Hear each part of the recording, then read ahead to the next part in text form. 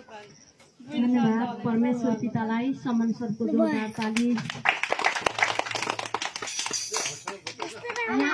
यहाँ आउनुहुने परमेश्वरको महिमामा जुट्नुहुने पवित्र सन्तानलाई परमेश्वर पिताको भरिपूर्ण आशिष सम्पूर्णलाई र परमेश्वर पिताको भरिपूर्ण आशिष सम्पूर्णलाई र जय परमेश्वर।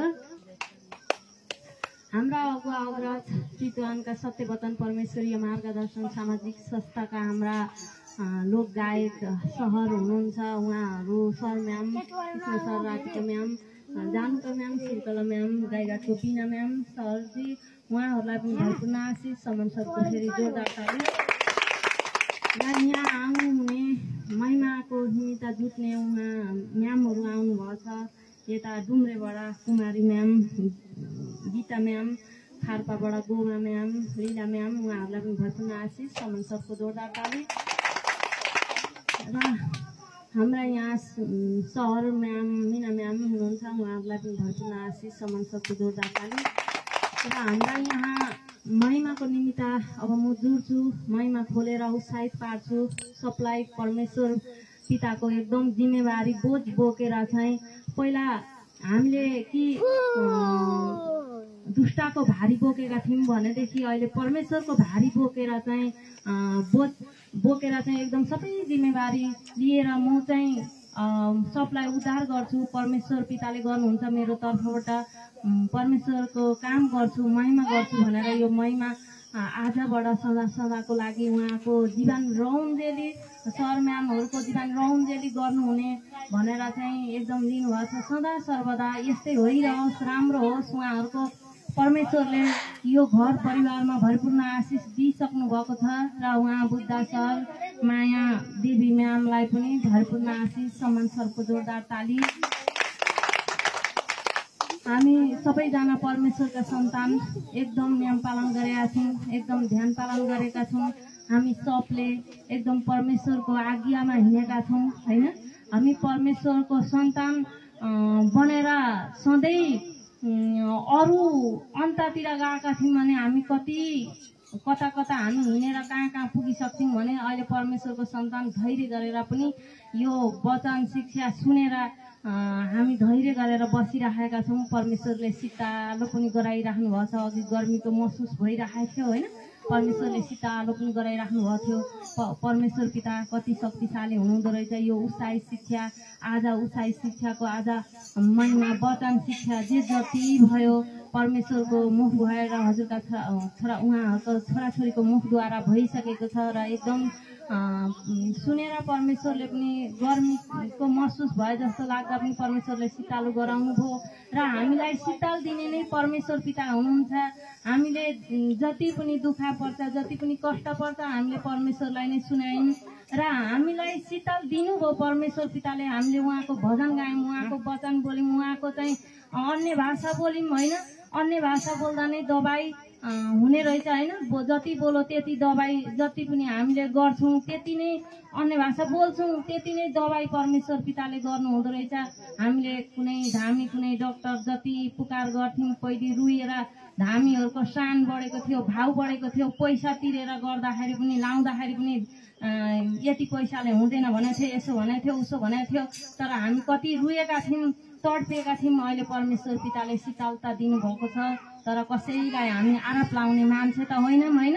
हामी आरोप लाएर अरूलाई त्यही धामी नभइकन हाम्रो यता चारजना अक्षता फ्याँक्दिने मान्छे नभएर हाम्रो प्राण जाला जस्तो भएको थियो। तर पनि परमेश्वर पिताले मरेको शरीर उठाउनु भएको छ, गलेको शरीर हिँड्न सक्ने बनाउनु भएको छ होइन। अब सबै पुराना पाठ पूजा बिग्रेका थिए, ती पाठ पूजा फेरेर नयाँ बनाइदिनु भएको छ र हामी हिँडेका छौँ र परमेश्वरलाई प्रार्थना गर्दाखेरि हिँड्न नसक्ने पनि हिँड्न सक्ने भएका छौँ। के चाहिँ गर्नुपर्ने रहेछ त भनेदेखि हामीले प्रार्थना गर्ने, अन्य भाषा बोल्ने, भजन गाउने। अब हामी जति पनि शरीर हुन्जेली चाहिँ हामी काम गर्छौँ होइन। जति पनि शरीर हुन्छ काम गर्छौँ। अब हामी थला परेपछि काम काम भनेर हामीलाई हुन्छ त हुँदैन नि त।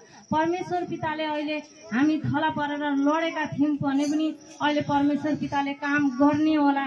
परमेश्वर पिताले बनाउनु भएको छ, भारी बोक्न नसक्नेलाई नि भारी बोक्ने, हिँड्न नसक्नेलाई पनि हिँड्न सक्ने बनाउनु भएको छ। अनि फेरि अब त्यस्तो बनाइसके पछाडि बिर्सिएर चाहिँ हामी आज भ्याइँदैन है, परमेश्वरको महिमा गर्न जानलाई आज भ्याइएन भनेर घरमै बस्यौँ भनेदेखि त्यो दुष्ट आत्माले फेरि पनि पक्रिन्छ क्या। हाम्रो पछाडि बसिरहेको हुन्छ दोस्रोवाला आत्मा।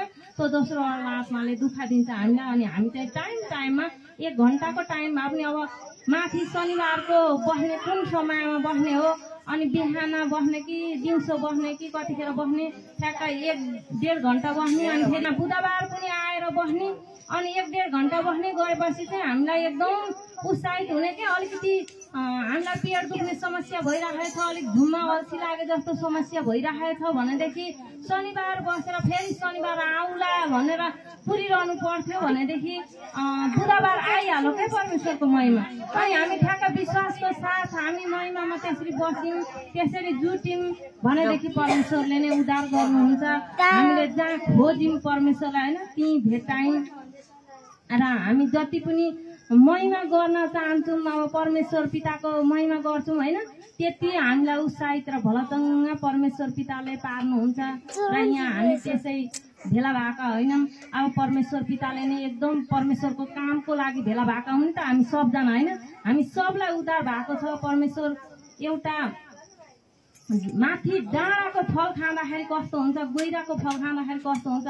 गैरामा एउटा सुन्तलाको बढ्छ, डाँडामा चाहिँ सुन्तला बढ्छ। त्यो सुन्तला त उही हो भन्ने जस्तो हुन्छ नि होइन, सुन्तला उही हो भन्ने जस्तो हुन्छ। देख्दाखेरि बाहिर हेर्दाखेरि उही जस्तो पनि देखिन्छ, तर पनि सुन्तला गैराको फाल्टै हुन्छ नि त होइन।